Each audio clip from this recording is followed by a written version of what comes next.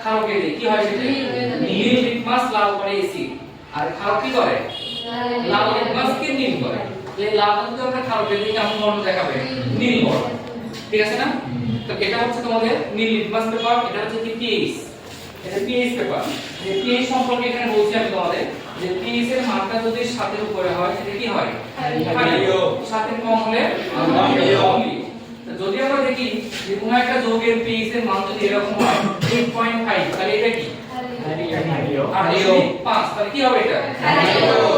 যদি এরকম দেখি আমরা কত এখানে যে 5 তাহলে অম্লীয়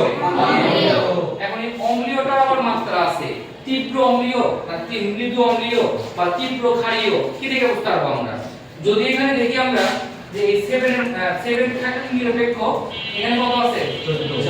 40 যে 40 এর কাছাকাছি যদি যায় ধরে যেমন 12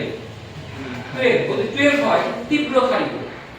আর যদি আমরা দেখি এখানে অম্লের পরিমাণ কমতেছে মানে অম্লের পরিমাণ বাড়তেছে যেমন আমাদের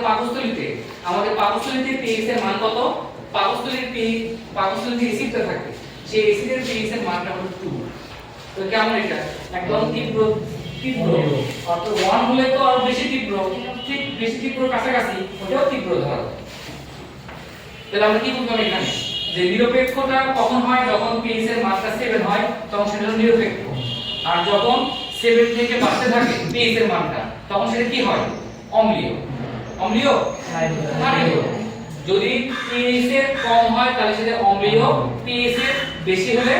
ক্ষারীয় যেমন এখানে লেখা আছে রক্তের pH এর মান 7.4 তাহলে আমরা কি বুঝতেছি রক্ত কেমন ক্ষারীয় তবে সেই ক্ষারীয়টা কেমন তীব্র ক্ষারীয় মৃদু ক্ষারীয় 7.4 এখানে ত্বকের pH কত 4.8 থেকে 5.5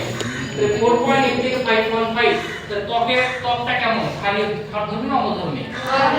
অম্লীয় বুঝতে পারলাম আমরা pH থেকে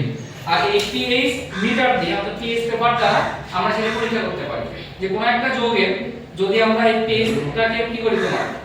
এটাকে ডুবাই তাহলে এখানে বর্ণের পরিবর্তন এখানে ইন্ডিকেটর দেওয়া আছে কেমন বর্ণ থাকলে কত মান হবে সেটা কিন্তু দেওয়া আছে এখানে আমরা এটা দেখে বুঝতে পারবো ঠিক আছে দেখি কি নাম তোমার সাকিব